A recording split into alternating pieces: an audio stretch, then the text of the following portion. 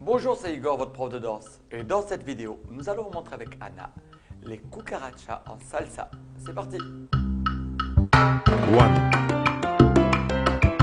one, one, one, one,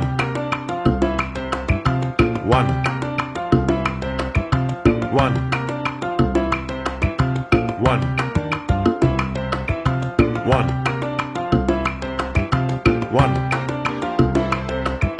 one, one, one. Alors voilà un mouvement que l'on va faire en miroir.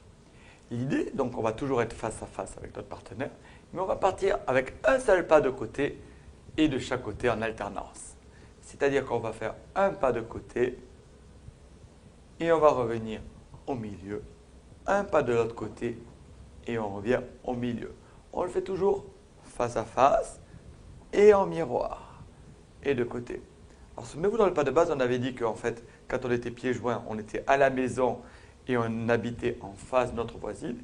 Et bien là, on reste chacun dans sa maison, mais on va d'un côté et de l'autre du jardin. Et on reste au milieu. Un pas de côté et on revient au milieu.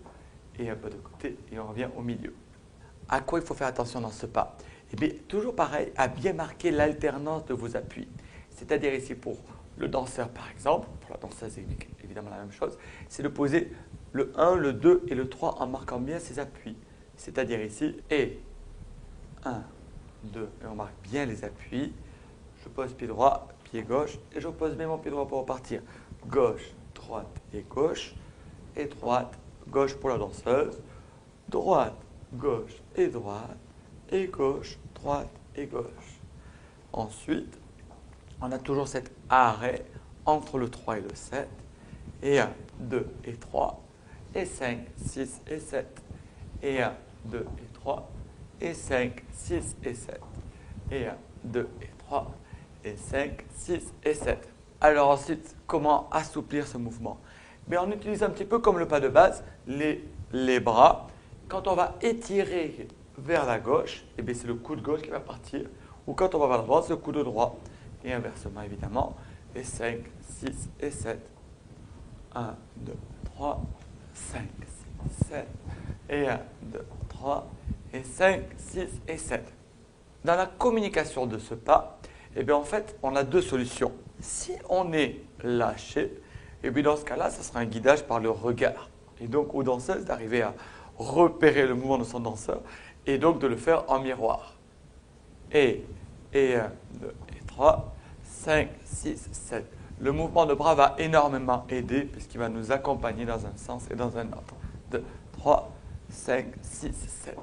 Si par contre ensuite on est en tenue couple, donc en tenue dans les bras l'un de l'autre, à ce moment-là, le danseur va utiliser sa main droite pour accompagner sa danseuse dans un sens et la ramener dans l'autre sens.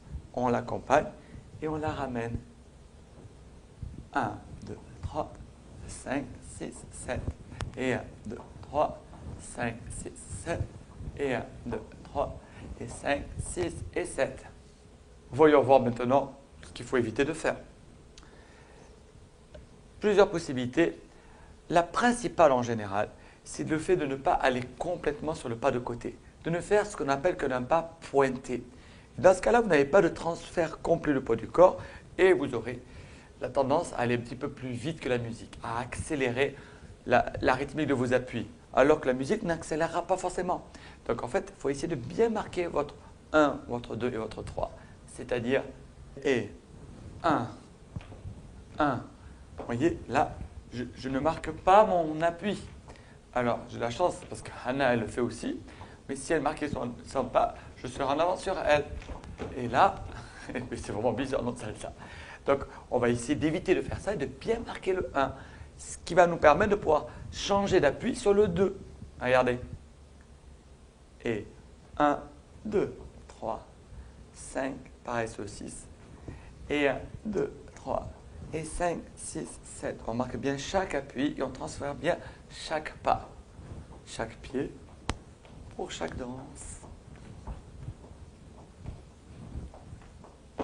Voilà donc les pas de cucaracha en salsa. Alors, entraînez-vous bien, dansez bien, laissez aller votre corps, détendez-vous. Et dansez bien. À très bientôt.